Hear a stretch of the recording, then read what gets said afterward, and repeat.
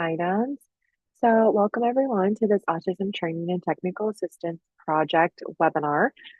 We are excited to welcome back Hallie Moss to discuss reframing the narrative using strengths-based language to support neurodiverse students. We are offering this webinar today and then another one coming up in early fall. So I'll make sure to put that link in the chat momentarily here so you can go ahead and register for the next one. We'll be welcoming Hallie back as well. Couple of housekeeping things. First off, my name is Kirsten Bayer, and I'm with the Illinois Center for Specialized Professional Support at Illinois State University. I am on for technical support and moderation today, so feel free to type in the chat, say good morning to us, and let us know if you need any technical assistance or if you have any follow-up questions after today's webinar regarding logistics. You can feel free to ask me. We are on the Zoom webinar platform today, not Zoom meeting. So that means that you as an attendee are more of an audience member. You do not have the capability to unmute yourself or turn on your video abruptly. However, if you would like to participate and ask a verbal question during Q&A at the end, we do welcome that. Hallie loves when people participate and converse with her and have conversation.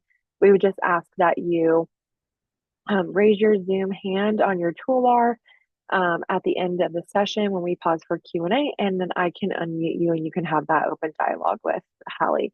Otherwise, you can feel free to type any questions or comments in the chat or the Q&A, and I'm happy to help Hallie monitor those and address them.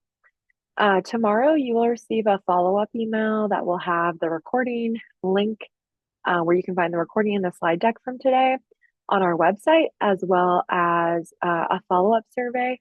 Just a brief survey that we use with the Illinois State Board of Education, which we partner with on this project in order to, Hallie, you can go to the next slide, in order to provide professional development.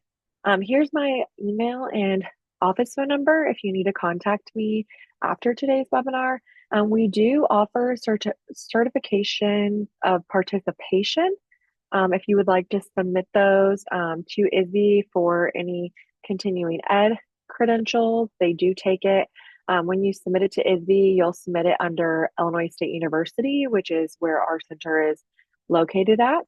You can go to the next slide, Hallie. So if you do need a certificate of participation after today's webinar, you can feel free to email me, and I will make sure that I put that in the chat for all of you so you can save that email. Just a little bit about our ADA project. If you are not familiar with us or just kind of don't know a lot about us, we call ourselves the ADA project, and we develop and present resources specifically focusing on individuals with autism or autistic individuals in their transition from either secondary to post-secondary or from secondary to the workforce. So our key stakeholders are anyone from parents and students to secondary and post-secondary educators and administrators to employers that we are working with to help get the individuals transitioned into the workforce. So you can go to the next slide, Hallie. A little bit about our center. So our center supports this grant and this project in partnership with the Illinois State Board of Education, like I said. Our center is housed at Illinois State University in Bloomington Normal, Illinois. We reside in the Educational Administration and Foundations Department within the College of Ed, and we've been around since 1977. We have a multitude of projects, the ADA project being one of them that's very near and dear to our heart. And all of our projects specifically focus on like special populations of students and enhancing the recruitment and retention of those special population students. You can go to the next slide, Hallie. This is our website where all of our monthly webinar professional development sessions are housed. You can feel free to browse on our website, look at any of the professional development that we've had in the past. Hallie's done multitude of sessions for us. We also have big names who have done sessions for us like Carrie Magro. We also have local sessions from secondary or post-secondary educators who have presented for us and given best practices and things like that. So if you're needing any additional professional development this summer before the school year starts in this fall, we encourage you to check out our website. We have a ton of resources as well if you're a parent or student, or if you would like to share with colleagues or anything like that. We have a lot of resources on our website as well. We also support a autism conference that's yearly, and it is in the spring. It's usually in April. We do have our autism conference from this past April, the recordings up on our website if you would like to check that out. And then we will be having that again this next upcoming April too. So we'll be kind of putting a plug in for that as well, as we continue these webinars. And like I said, we are in partnership with ISB. You can go to the next slide, Hallie. Before I pass it off to Hallie, I'm just going to do some beginning polls. We use these for analytical and reporting purposes just to make sure that we're hitting the whole state as well as supporting the system where you all need professional development. So the first poll is just where's your local area? So if you could go ahead and answer that for us today, I'd appreciate it. And we'll give everyone about 30 seconds to do so.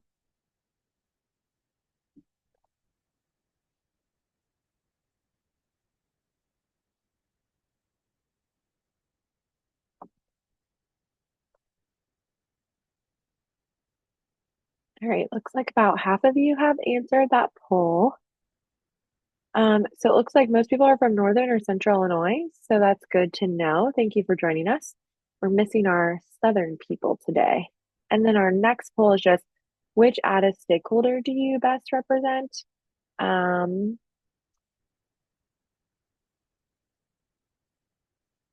sorry, I should have launched this poll, which has both of them on there.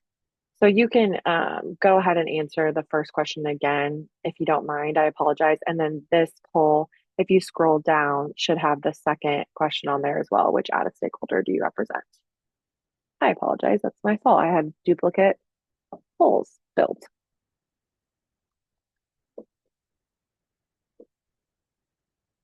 And we'll give everyone a couple more seconds to answer this one.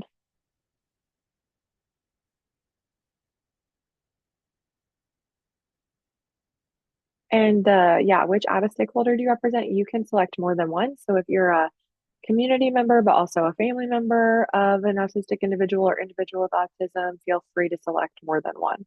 Or if you're an employer, but also consider yourself a community member as well. We'll give everyone a couple more seconds.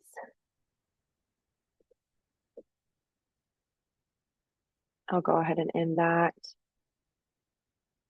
Share the results. Looks like we had a couple more people answer the location question as well. So that's good to see. Thank you. We do have one person from the southern part of Illinois and two people from central Illinois, and then one person from the north, which is good to see a good span across the state. And then we have secondary educators, students, post-secondary educators, a couple of you, one community member, a family member, and an employer on the webinar today. So thank you for sharing a little bit about yourselves. We appreciate it. Like I said, feel free to participate in the chat or the Q&A until we pause for questions at the end, and then you can feel free to raise your Zoom hand.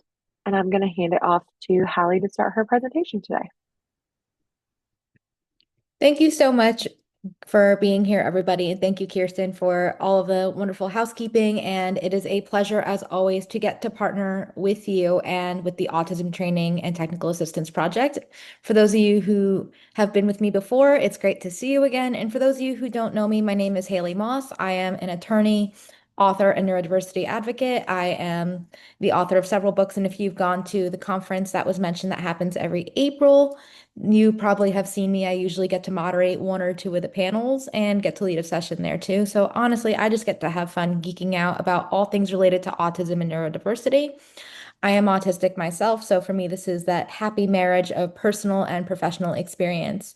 Today, we are talking a lot about language, especially as it relates to strengths. And strengths-based language might be one of those things that you're like, I feel like I've heard that before, or I'm not sure if I've heard that before. And no matter what, that's okay too. I do think that kind of the best place to start with understanding language is really understanding a little bit about disability as a whole. So it kind of goes without saying that you're here because we have talked about disability before, that obviously our stakeholders and our students are likely folks who have received special education services in the past or currently receiving services or who are transitioning to post-secondary education and where do they fall in this. But really, when we comes to understanding disability, there are several different models that kind of help describe what that looks like and how that is. But primarily, the two dominant ones are the medical model of disability and the social model of disability. When we think of the medical model of disability, we're really thinking of that the person is more so the issue, that the disability is something to be fixed or cured, and really to kind of make them as normal as possible. So, usually you will see this with healthcare providers. We'll see this when it comes to different efforts to somehow make somebody appear neurotypical when we have that heavy emphasis on masking and camouflaging, which I know we've probably talked about several times if you've been with me before. If not, it's something I'm happy to address further. But essentially, what happens here is we really want assimilation to be the goal or to somehow alleviate disability as a whole. While there's sort of pushback on that from the disabled and neurodivergent community with the social model of disability, which really is saying that, that's great and all, and I understand that there are things that can make my life better through cure, medical intervention, what have you. And I am one of those people that will say I'm all for anything that improves quality of life with science. I welcome science a lot. This is not anti-science whatsoever. But really, it's saying, society makes things harder because even if we lived in a perfect world, I would still be disabled in some way, shape, or form. That society can make things a lot more difficult than any actual diagnosis or condition. And there are many reasons this is the case. So think about when you go to certain places that there's cultural differences, that even if you didn't understand that, you still are at some kind of deficit, right? So if you are in another country and every single billboard is in every single person is communicating in a wholly different language that you've never learned or you know very little to get by, of course you're going to be societally disabled. You're going to be at some sort of disadvantage. And that's sort of not saying that it's wrong that you speak a different language. It's just that in that environment, it can be not as accessible. Maybe we didn't have a translator, or maybe it's a lot more difficult for us to translate because it's using a different alphabet. So if maybe it's in Cyrillic or Arabic or some other type of language that, we can't readily just type something in and get an immediate translation. That can be what it looks like with a lack of accessibility. There's also things like discrimination or other barriers or limitations that fall under this when it comes to the social model as well. So I always think of, if I lived in this perfect sensory friendly world as an autistic person, my version of what a perfect sensory friendly world is not going to translate to somebody else who's autistic. So I am someone who likes things very quiet, and I also like my spaces very dark. And I know people who need extra noise to stimulate their brains and to focus and who do better in brighter environments than I do. All of these things make a little bit of a difference when we have these types of conversations. And I think that's really important when we do talk about models of disability. And also in this vein, there is no one or right or wrong answer.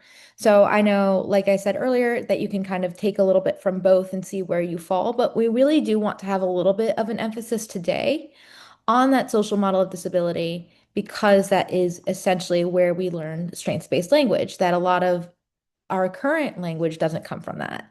And when we think about neurodiversity and autism, and kind of to help guide us in this strengths-based language conversation, it's important that we look at neurodiversity not through a deficit-based lens. So, a lot of the times when we talk about autism in particular, we always talk about everything that's hard. I know that because that's what we usually write into IEPs of what are the challenges, what are we doing? And we're not trying to diminish challenge whatsoever and real struggles related to a disability. But deficits, essentially, when we overemphasize them, it impacts so much more. And really, the first time I learned this, kind of an example of what strengths-based language looked like and what neurodiversity as a strength looks like, is I was on a webinar a few years ago with a mom, and she was talking about her young son and that he was really destructive because he was taking apart the remote control to the TV. And as she's about to say the word destructive, she cuts herself off, like destruct, and then she goes, he was really curious actually about how the remote worked. And he wanted to figure out how it was communicating with the TV. And he wasn't trying to be intentionally destructive or make his parents' lives harder. He was just really curious. And the minute she caught herself saying something negative, that he was just destructive and poorly behaved, and recognized that he was genuinely just curious, That was a seismic shift in how she was perceiving her son, as not so much of he was the issue. And the same goes for so many other things when we talk about these spectrums of differences. So, a lot of the time, we will talk about somebody having intense passions or special interests, and we will be like, they're disruptive, they're distracting, they're this. And then we go, if we look at the flip side of this person really knows a lot. They have a lot of different skills related to this, they have a lot of knowledge. There's something here that's workable. And usually, a lot of the time, this is the stuff that I really emphasize with employers when we talk about workplace neurodiversity. Because so often the things that they look at as holding people back are the same things that are actually these folks' greatest strengths and assets that they bring, such as integrity. As we go, honesty is the best policy. How many of us have heard that growing up? And then when we're too honest, we end up getting ourselves into some form of trouble or something of that nature when really we're committed, we're loyal, and being honest is operating with integrity. That's something we value in professional environments. Is really kind of thinking about these things from that extra perspective and with a little bit more nuance that yes, if I am honest to a fault, it can still get me in trouble, not because of the honesty, but because of the delivery. So if we, for instance, took a step back and went, okay, so you can't say it this way, but we value the what you're trying to communicate and the values that you have.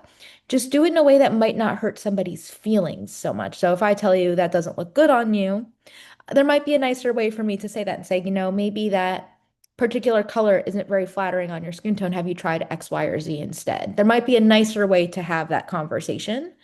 And that way we still have that skill and trait that we value, but also still can make room for growth as well. So kind of wanted to point that out when we think about neurodivergence and thinking about it as a strength. And that also kind of brings us to language as well.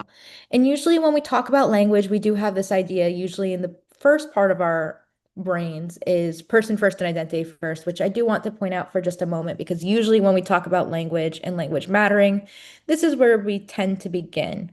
And usually people ask me all the time, Haley, what do you think is most important? Do we use person first language? Do we use identity first language? And for those of you who want to get up to speed, person first language is essentially putting the person before the disability. So if you say Haley has autism, I have autism, she's a woman with autism. While identity first language is when I tell you I'm autistic.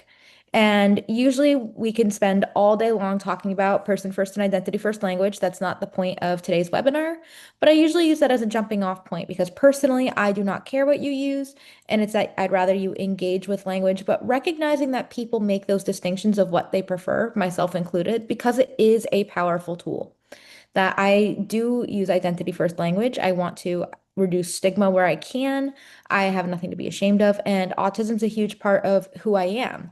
So, looking and viewing language through this lens of being a powerful tool for advocacy and identity is a great place to start when it comes to this, and especially in education, that we don't often learn that much about disability culture. We don't learn that much about disability history. We don't learn that much about growing a disability identity.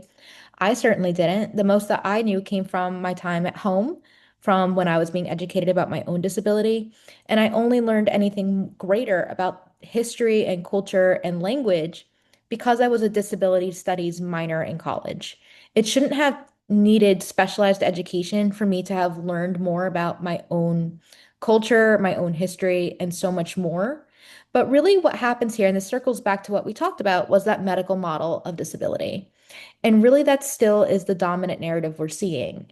And think about even when we look at IEPs, our meetings, our 504 planning, our accommodations processes as well, that we really are focusing on students' deficits, what they're not able to do, what they cannot do, rather than what they are curious about, passionate about, excelling at, or how we can help them better, rather than this is the thing that they're not doing. That maybe they aren't very talkative, but that doesn't mean that they're incapable of learning language or incapable of understanding. That maybe they are somehow communicating their needs in a very different way and that they are very communicative. It's just not verbally the way that you and I are having this dialogue right now. And when we think about deficits-based approaches and thinking about how the language that we're using is employed, essentially what ends up happening is we are writing off people's potential. This is a really big thing with language, and not even just specific IEP language, but something in the broader disability conversation when we talk about levels of support, high and low functioning, that usually when we say people are struggling a lot more, we do diminish what they're capable of and their potential because we immediately are so focused on the thing that they cannot do. I know this happens in my life all the time, even with things that I struggle with today. So I often talk about on webinars and when I speak about struggles with driving and parking, and usually it'll just be written off as I cannot do it rather than I struggle with a certain level that I have a difficult or unique take on death perception, which is making it more challenging. And perhaps a different way of instruction would make it better, which I have learned has helped me when it came to things like driving. We also have different barriers to inclusion and stereotypes that kind of come into play here when we are using more deficits-based approaches and language, that it ends up making it clear that, okay, this person might not be capable. We're enforcing that maybe they need to be good at a certain thing in a certain way. And of course, we are impacting somebody's self-esteem. That when we are viewing disability, how we talk about disability, especially with our students and young people, really shapes their view of it. So I know personally that has been a huge thing for me is that when I was hearing folks referred to as high and low functioning is a big part of deficits-based language and approaches, I was always thinking, I'm not like other people. And it would separate me a lot from disability culture. It would separate me a lot from the other folks that I shared community with in the autism community. And even just the way that I remember thinking, because I was struggling so much with certain different things, my entire young life felt like I just want to be normal in some way, especially as a teenager. And if you are dealing with those like secondary and post-secondary aged folks, you definitely know this, that there is this real pressure that you just want to be neurotypical, non-disabled. You want to have the same opportunities and skills and things as all of your peers around you.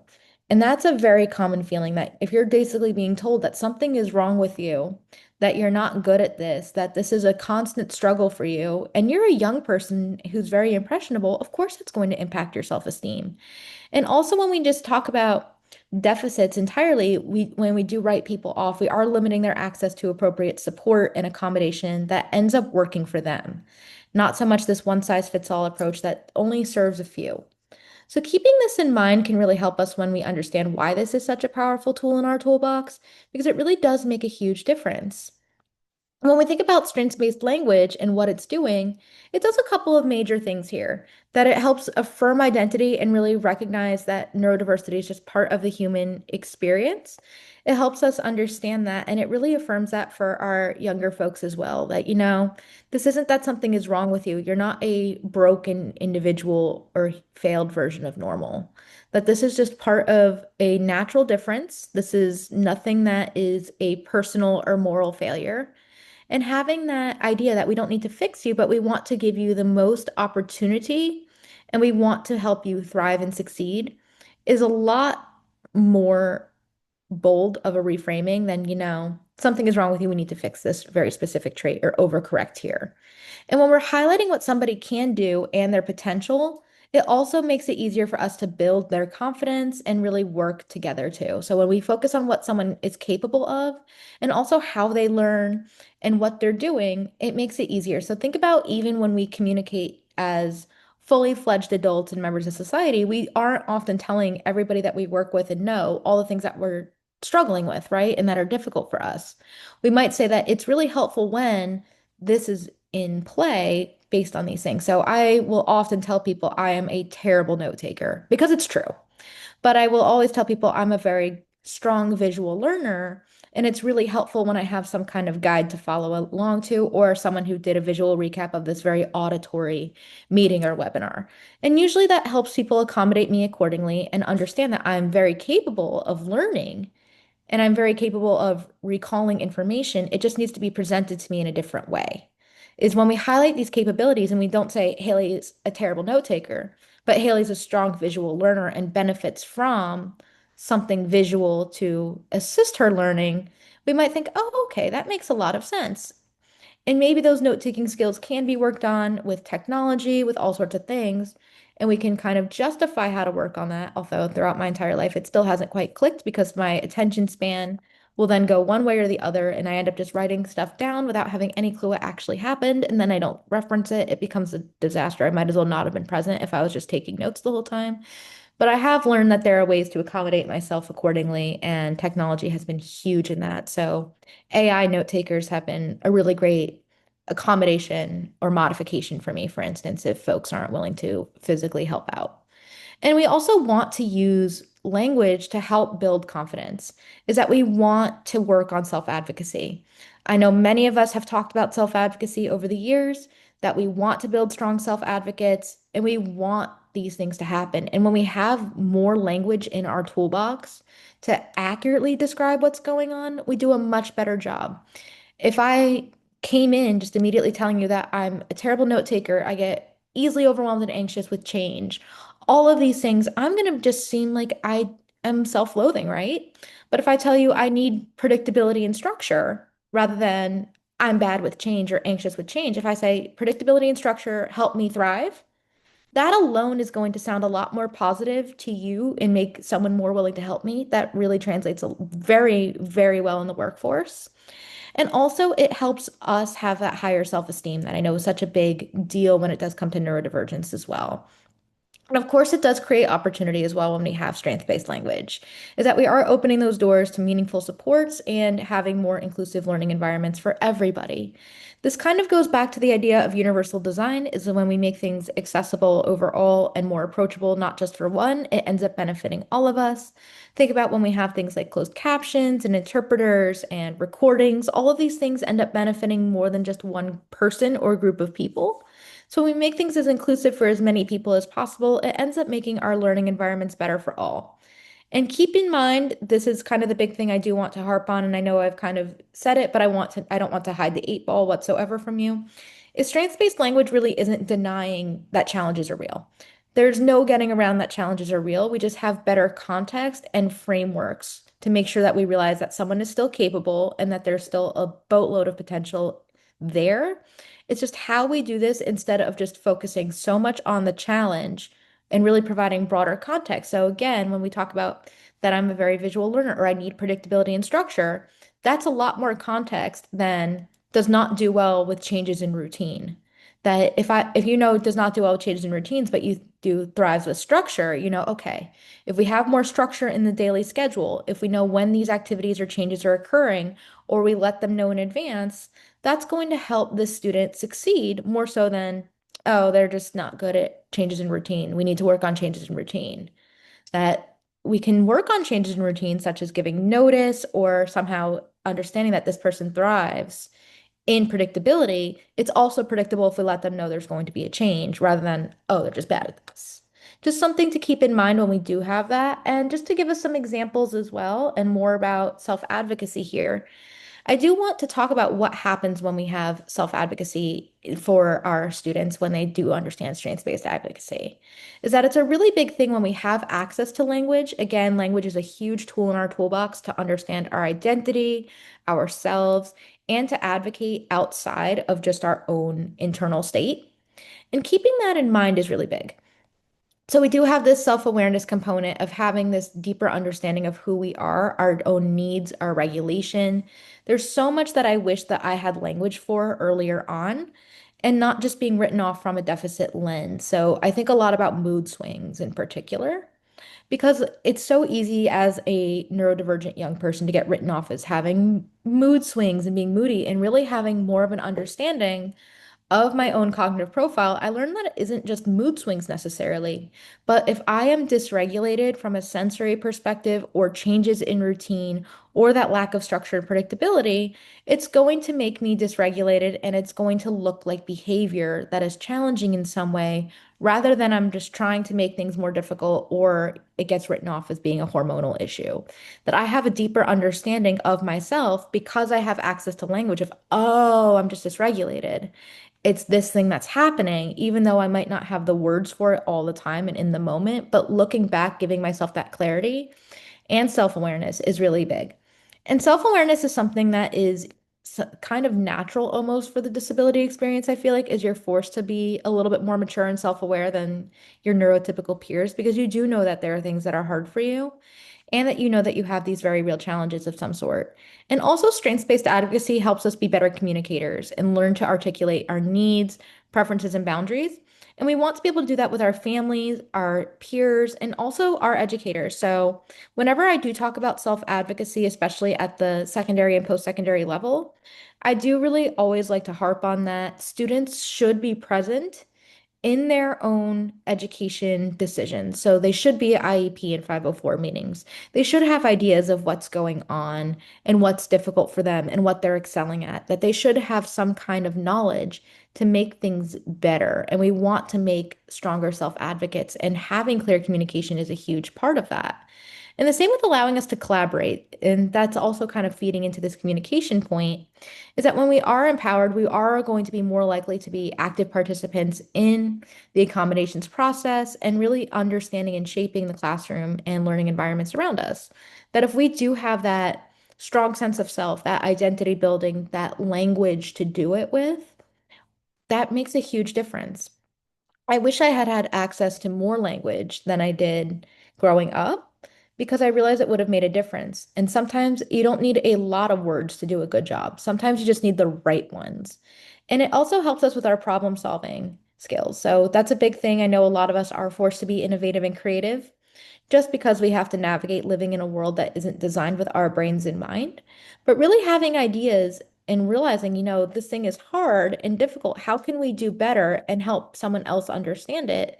Really helps us explore alternatives and ideas and really advocate for solutions that work for everyone. And really recognizing that people have value and not just being defined by these specific challenges really helps foster self-advocates. We want them to be empowered. We want them to have confidence. We want them to build those self-esteem skills and self-worth, because so often it's very easy to be defined by your disability, whether or not you want that. And we want to make sure that's not happening, or we recognize the nuance of, this is a natural part of this person's experience. This is something we're expecting, but it's also, how do we have those conversations? And how do we recognize that these challenges are real, but also that these folks still have value and bring a lot to the table, and that we can also help work through them in a way that makes sense to everybody involved. So what does that look like in real life? So just some language ideas in how we go from deficit-based to strengths-based language and what that looks like. That a lot of the time we might say somebody struggles or has trouble focusing. And this is also me, by the way. I do struggle with focusing. Is that if we instead reframe it, is that they're deeply engaged with topics of interest, we realize, they just struggle with focus on something that's very boring to them or uninteresting. So if they're deeply engaged with a topic of interest, how do we make it that we're able to teach them using or incorporating that interest, or perhaps using that interest as a form of reward or something of that nature? So I am someone who does self-bribe to get things done, that I do have trouble focusing. I even have trouble focusing to get slides done, for instance.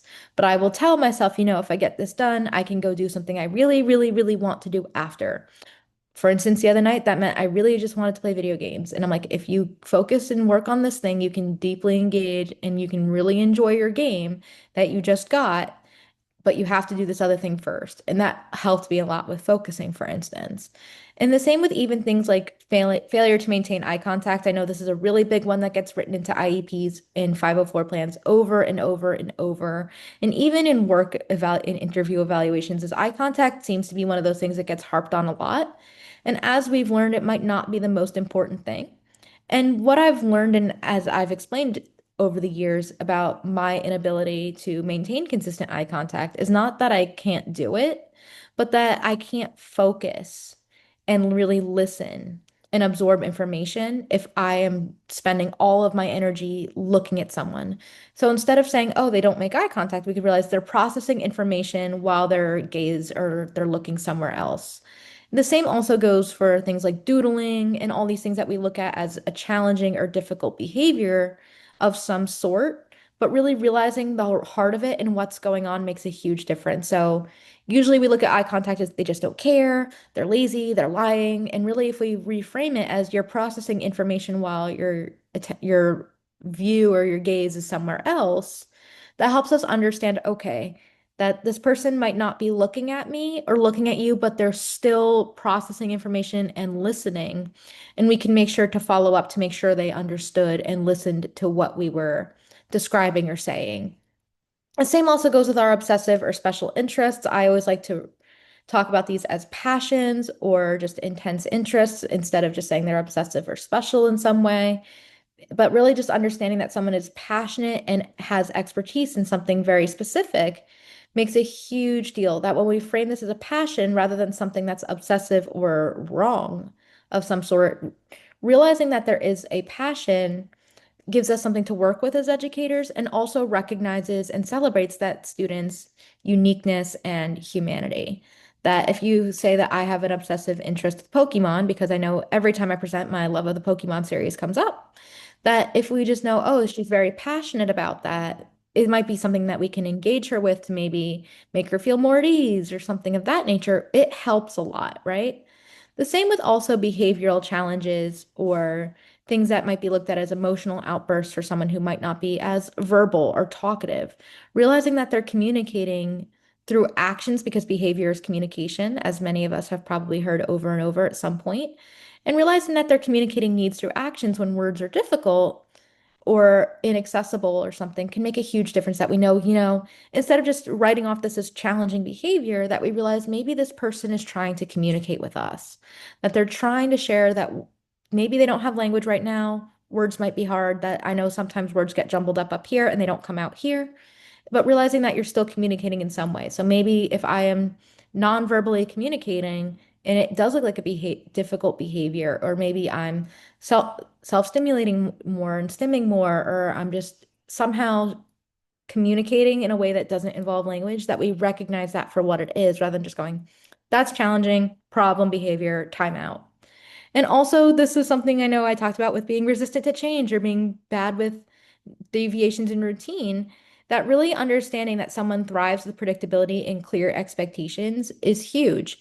Giving that type of language sets the stage that we know how to best accommodate this person, whether it's at school or in the workforce. And some of these things do translate beyond just the classroom, and I want that to be abundantly clear. So that's why I even practice using strengths-based language when talking about myself or advocating for myself. The same with this routine thing, that I will say that I do very well with routine. And I do struggle with changes in routine, but I also have learned to say, if you give me clear expectations and clear up ambiguity, I will thrive or I will be a lot more successful. And then folks know to give me clear instructions and expectations, that I know that we're going to have a meeting on XYZ day, that I know exactly what to expect, which means everybody is going to be happy and thriving. And this really does seem important to mention time and time again here, is we're not really ignoring those challenges, and that we do want to recognize that person's perspective and also independence and agency. A lot of our goal at the end of the day is to foster independence, and person-centered planning and strengths-based language gives us that room and creativity to do so, while also affirming somebody's identity and lived experience as a neurodivergent or autistic individual. So, how do we do this practically other than just looking at it and working on it one day at a time?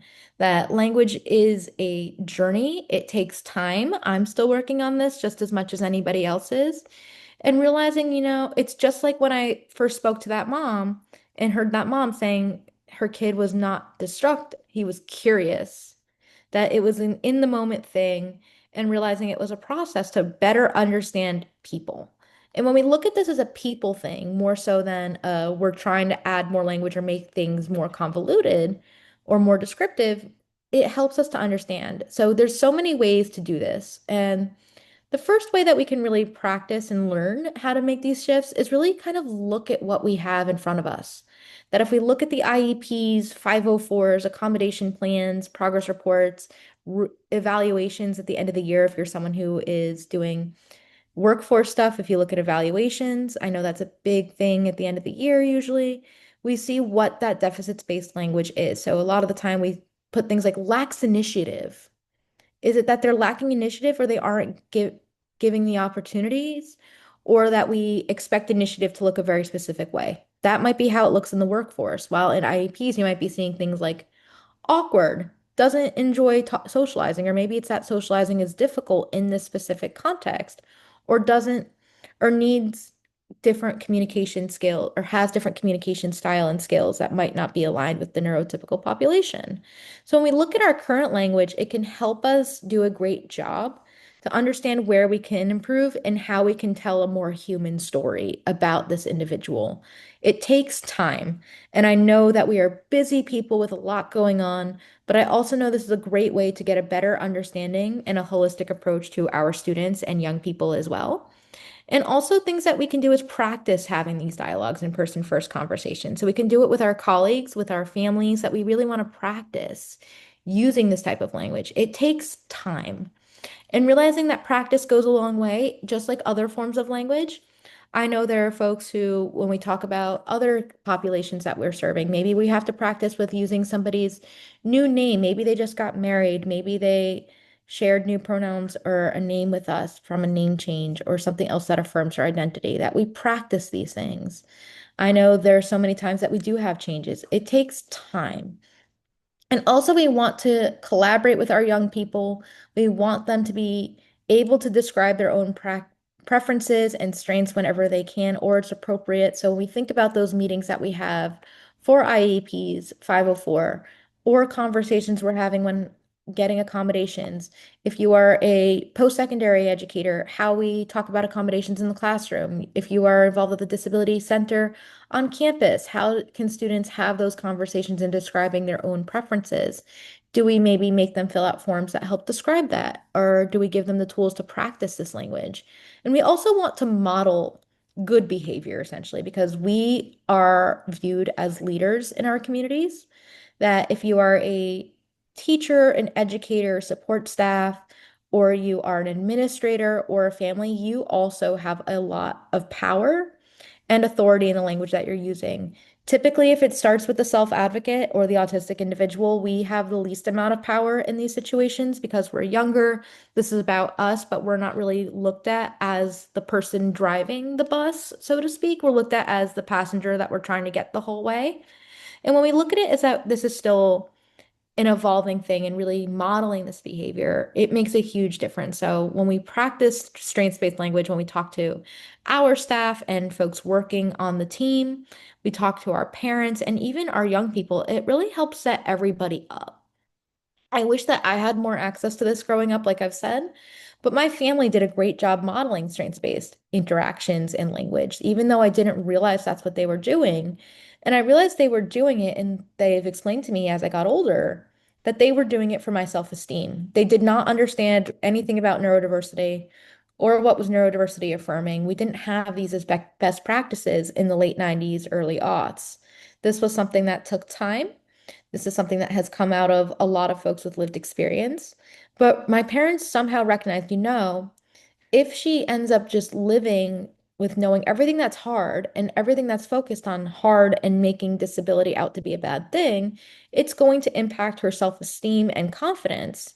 And that's a really simple human way to look at this at the same time, is we really want to make well-adjusted, happy, confident, thriving adults at the end of the day. And given how difficult it is just existing as a neurodivergent or autistic person, having language to better describe your experiences or at least mitigate some of the difficulties of just existing makes a huge difference. We want to have that mindset change, and we also want to have that cultural shift as well. And it's small changes that make a huge impact. So, not thinking of this as an overnight thing. I don't always get it right. You're not always going to get it right. I usually talk about language when we talk about ableism as well, and how we can clean up ableist language in our lives. And I say this all the time. I've been teaching about ableism for years and years and years. I have probably talked about ableist language for at least 5 or 6 years professionally. And I still don't always get it right. I will still say things that I know can be construed as harmful or offensive or somehow incorrect. And it's a constant learning process. So you have to know when to be humble, when to apologize, when to just course correct and move on, or just realize, you know what? I can do better here. That's totally acceptable and that's totally normal in this because, again, it's a process and not just I'm going to shift everything over today. We're going to make one big change. It's going to affect everybody's policies and procedures, and life is going to be wonderful. Just recognizing that this does take time is a really big tool to have. and also giving yourself grace along the journey because there is no one size fits all, and you're not going to get it right away either. But recognizing that change can happen and it starts with you is so powerful because, again, as educators, as people who are in charge and get to make decisions on behalf of students and young people who are often vulnerable, we do have a lot of power, and using that for good makes a huge difference in everybody's lives. So, how do we extend that impact outside the classroom? And when we think about that, it really is a community thing that this is a feedback loop because, like I said, you all are leaders. When we think about you guys being leaders, it really does make a huge difference. So, when we think about how we can partner with our families and use strengths-based language, it's going to create a ripple effect in our community. Is that if we talk to our families about strengths-based language and why we're making these decisions, it will also give them the tools to do a better job advocating for their children and also for their children to do a better job advocating for themselves.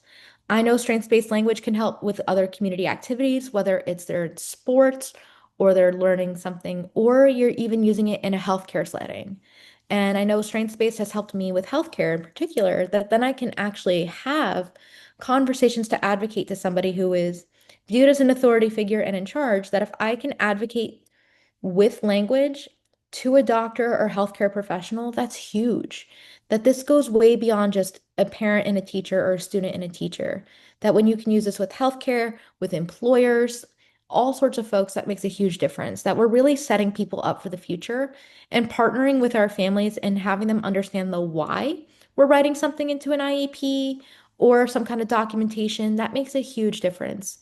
I know we write things down all the time, but understanding the why behind a lot of decisions makes a huge difference. And not because I said so is kind of a big thing because I often wonder, I'm like, why is that important? Why are we saying it that way? If we understand the why, you'll also have families a lot more on board with understanding. It's not trying to sugarcoat, it's not trying to diminish a real challenge. It's giving context and also giving tools for stronger advocacy. The same also goes with how we can look at policy. Then not just the big policy changes that happen at the state or federal levels, but even just how we do things in our individual school or institution or our district or wherever we may be, is realizing how do we have our processes and documentation reflect strengths-based approaches and also neurodiversity affirming approaches. This is a really big one that I hear a lot with my SLP friends and also occupational therapist friends, is we're really trying to be more neurodiversity affirming and let our clients and students and children really lead us through what they're experiencing and how we can help them more so than we're forcing an agenda. So having those policy influences on neurodiversity affirming and strengths-based interactions can also help avoid trauma because I know there's a lot of trauma when it comes to interventions and therapy that you'll hear from autistic adults. Or you will also hear from young people going, this wasn't working and it shaped how I approach these interactions if I want to even approach it at all. So leading with strengths and neurodiversity affirming approaches does set people up, and having policy and making this an accepted practice and the standard rather than an exception can help lead the way and also help our future colleagues as well with that. We also have community education, so we can invite others to learn and grow with us, that we can have conversations like we're having today outside of our school-based settings, outside of our family interactions. We can have all sorts of workshops. I know there's lots of nonprofits and other organizations that work with autistic people and neurodivergent people and disabled people who can benefit from this, that we work with them. We teach them what we've learned because they look at us as the leaders, that a lot of the times that especially community organizations will look to what are the schools doing? What are the universities doing? I want to follow what they're doing because they know what the gold standard is. They have been in this longer than us. They know what they're doing.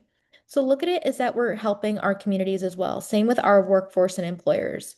I know so many employers who have partnered with educational institutions to help recruit autistic talent, to know best practices to support autistic talent, that you want to invite and allow others to learn with us. And really understanding that this change happens in the community and beyond the classroom is really powerful stuff. We want to keep our impact high. We want people to care. We want people to do well with this. And helping to understand and learn about strengths-based language is one tool in our toolbox to really make that happen. So how do we do better as well and have this actionable change? Because you're thinking, this probably sounds great, and I want to do a good job with it. And I want to make sure that we are getting what we're aiming for. So you want to start small, that maybe we're just working on one thing in particular at a time. Maybe we're trying to use strengths-based languages when we speak to families who are just receiving assessments, IEPs, so they can better understand their child inside the classroom setting because we all act very different at home than we do at school. Take it from me, I would melt down when I got home and I was a perfectly behaved angel in school. And of course, that would just lead to, well, we don't see that instead of, oh, that this particular thing might be overwhelming, and having language might be a great way to help do a better job supporting to make sure those things aren't happening. So maybe we want to start with just how we write goals, or maybe we want to start with just our family participation and our family interactions and community interactions to try to cause that ripple effect in our community. We also want to have accountability partners.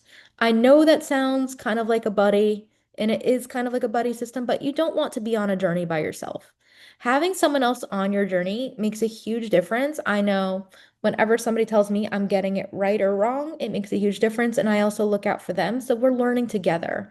You want someone else in your corner, whether it's another educator, an administrator, or whoever it may be, that is also on a journey to be more neurodiversity affirming. Ideally, this accountability buddy is not someone that is with lived experience. We are not the arbiters, and we're not the ones who get to decide if you're doing a good job all the time. And also, we are the ones who feel the impact at the end of the day. So we're the ones who know. But also, it shouldn't be up to us to be constantly doing this extra labor as well, especially for the students. But making sure that we have someone who is in our corner to realize, okay, this is what we've done. This is what's not going so well. Maybe we can try to find something for this. And of course, because we have partners in accountability and we're not at it at alone, we want to really create resources and gather information around our language alternatives. Earlier, I gave you guys some examples of what that might look like. Maybe together we have a shared document of how we will replace certain language to help describe something better. Or we realize this might be how we ask these questions to figure out the best language of what's really going on when they're struggling with X, Y, or Z. And then we can help write language and reframe accordingly. And if we have kind of guidance and put something together, it will save us time. I know we are all short on time. That's a huge thing when we talk about educating generally. And making sure we give ourselves resources to do that. And also, we want to measure how this is working. Because what good is something that we are implementing if we don't know if it actually is successful? So we want to see if our small intentional shifts are benefiting people's ability to advocate for themselves. If we have families that are participating more often, if students are more engaged in their own learning process and accommodations, and if they seem happier, they have more self-esteem. There's so many things we can measure objectively and subjectively, but seeing what our impact is on just something that seems small, but can make a huge difference and has the potential for positive change, whether in the school environment, the workforce, or the community at large, is a great way to make sure we're on the right path. And I want us to be very mindful about this as well and realize that when we are measuring, there are so many ways to do this, but really just kind of giving ourselves time to collect enough data or even just vibes can go a long way as well. So just making sure that we're doing something that makes a difference and is helpful rather than harmful can make somebody's life better and somebody's education journey better too. And I know that this is something that is a lifelong skill and something that really does help with advocacy. Advocacy is a huge part of our jobs. It's a huge part of who we are. And it's a huge skill set that we want people to learn, especially who are students with disabilities or autistic or neurodivergent. So helping this and using it as a tool towards self-advocacy can make a huge difference in somebody's life. And I hope that you take advantage of that. Now, I know that we have plenty of time as well to talk for questions, discussion, if you want to reach out to me, whatever feels best for you, I am happy to be here and discuss further. Or if you have questions after the fact, whatever works best for you. I really thank you for your time and attention this morning. It means a lot that you chose to be here and want to learn something new to best support the people around you or to perhaps support yourself. So thank you again, and I look forward to keeping this conversation going in the right direction. Thank you. Awesome. Thank you so much, Hallie. So yeah, if you have any questions for Hallie, feel free to type those in the chat or the Q&A, or raise your Zoom hand, and we are happy to unmute you so you can have that open dialogue. couple of housekeeping things as you're all thinking about um, excuse me, as you're all thinking about your questions, is that if you do want a excuse me, a certificate of participation, feel free to email me. I put my email in the chat at the very beginning of the webinar, but I know some people joined late, so I'll go ahead and put it in there again. Uh, Um, and then make sure you check out our website for all of our past webinars that we have done. Here's that. And then I'm also going to put the follow-up survey in the chat here. I know for me, if I watch a professional development session, I'm not going to take a follow-up survey unless it's like right afterwards. So I try to make that a best practice to put it in there for you all, but it will also be in your follow-up email tomorrow, along with the URL where you can access the recording and presentation slides from today. So just give me 1 second to get that follow-up survey link. And if anyone has any questions, we can take those. Looks like Lori put a comment in the chat.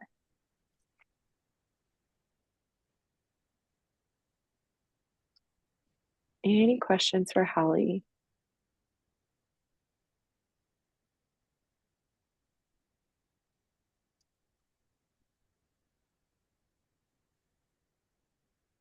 Uh, and then if you do click on that link in our that I just put in the chat, you'll notice that the next webinar that we're welcoming Hallie back on is August 12th. Excuse me, and it's going to be regarding preparing autistic students for a confident transition to college, which is very timely, being in August. So we're excited to welcome her back for that. Again, it's on August 12th, and it's going to be at 2 p.m. A lot of teachers are getting prepared that week to start school again, especially if you are a secondary instructor. And so we wanted to make it kind of in the afternoon instead of our regular time at 10 a.m. So just make note of that time change. I'm going to go ahead and put the link to register for that webinar on August 12th. If you would like to register for it, I just put it in the chat now. And then here is our follow-up survey that I'll put in the chat.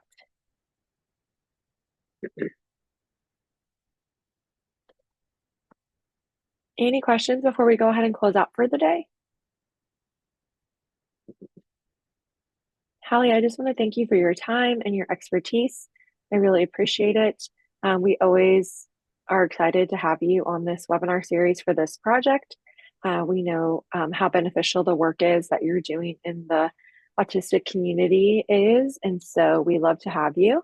And we will see you back on August 12th, and hopefully some of our attendees today will join us as well. Sounds wonderful. And thank you so much for having me. And thank you everyone for taking time out here to be here. All right. Bye, Hallie. Bye, everyone. Have a great rest of your Tuesday. You too.